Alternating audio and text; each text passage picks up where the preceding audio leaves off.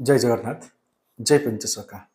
सत्य मालिका का और एक नया अध्याय को सबको प्रणाम और स्वागत।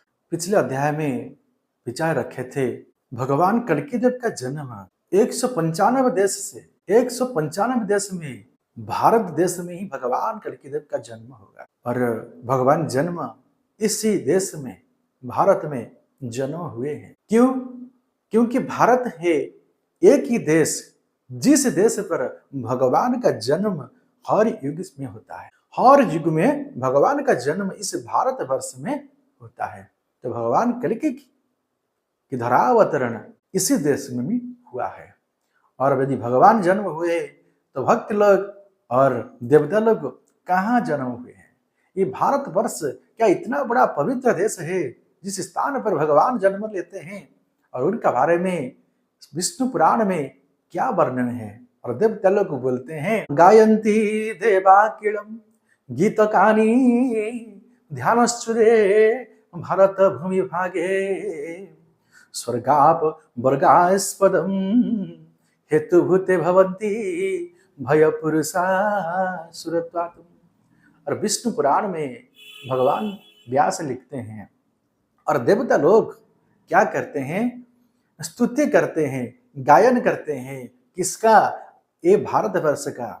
धन्य धन्य है भारतवर्ष जिस स्थान पर भगवान ने जन्म होते हैं।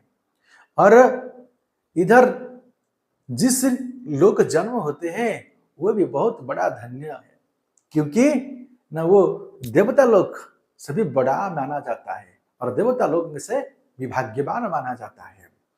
अर्थात स्वर्ग और उपवर्ग का मार्ग के स्वरूप में इस भारत भूमि को देवता लोग धन्य धन्य बोलते हैं और उनका जो ऐश्वर्य है, जो गारिमा है, उनको स्तुति करते हैं, गायन करते हैं।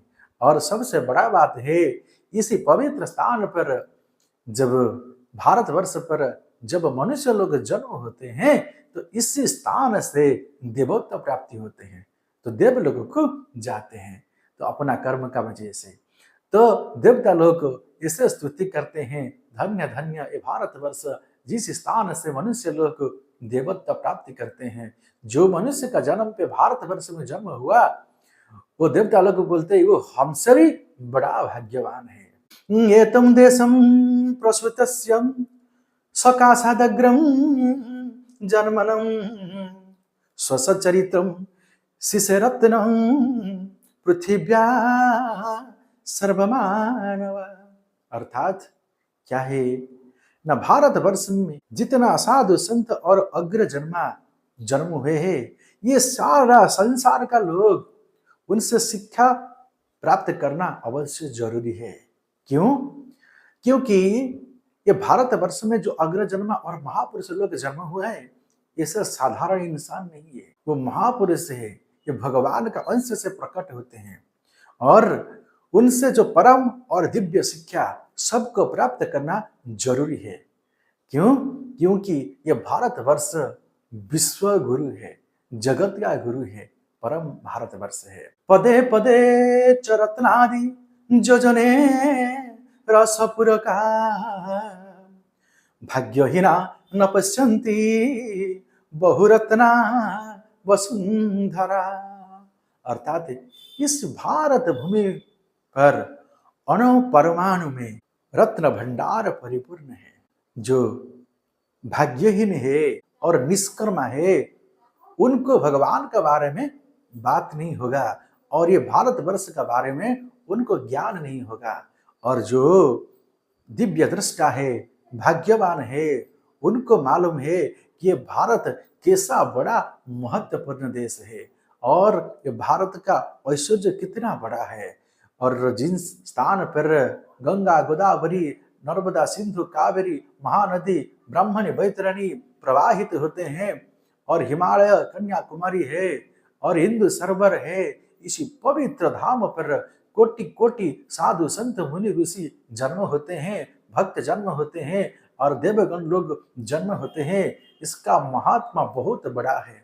और जब भगवान इस भारतवर्ष पर जन्म होते हैं इसलिए भारत को माता माना जाता है, क्योंकि इस मिट्टी सबको जन्म देता है। पाकिस्तान को, इंग्लैंड को, अमेरिका को माता नहीं माना जाता है, परंतु भारत को माता माना जाता है। अर्थात ये भारत माता सबसे श्रेष्ठ है और हम लोग उससे जन्म हुए हैं, उनका सब संतान है। और महापुरुष अच्युतानंद अति सुंदर भाव में वर्णन करते हैं और भक्त और देवगण लोग को कहाँ जन्म होंगे, उनका ग्रंथ जाई फूल मालिका में वर्णन करते हैं। भारत मध्य जान जन्मी छन्ति भक्त जे देवगण जाई फूललो सही अछन्ति गुप्त भावेण जाई फूललो। और महापुरुष अच्युतानंद भगवान का परम सखा बोलते हैं कि ये भारत वर्ष में भक्त और भगवान का जन्म हो चुका है और वो सब कहाँ है, वो सब गुप्त भाव में रहते हैं। जब भगवान कल्कि का परिप्रकाश होगा, जब भगवान कल्कि का लीला शुरू होगा, तभी भक्त भगवान का बीच मिलन होगा और भगवान का कार्य करने के लिए सब लोग आगभर होंगे और सामने आएंगे। और महापुरुष अति सुंदर भाव में वर्णन किए। और ये भगवान कल्कि लीला को सब सब्सक्राइबर लाइक और शेयर करें, क्योंकि हर भक्त का पास ये पहुंचना बहुत जरूरी है और समय नहीं है। तो धर्म कार्य करो, सत्य धर्म न्याय का रास्ता में चलो। आज के लिए सत्संग को वहीं पर विराम करते हैं। जय जगन्नाथ, जय पंचसखा।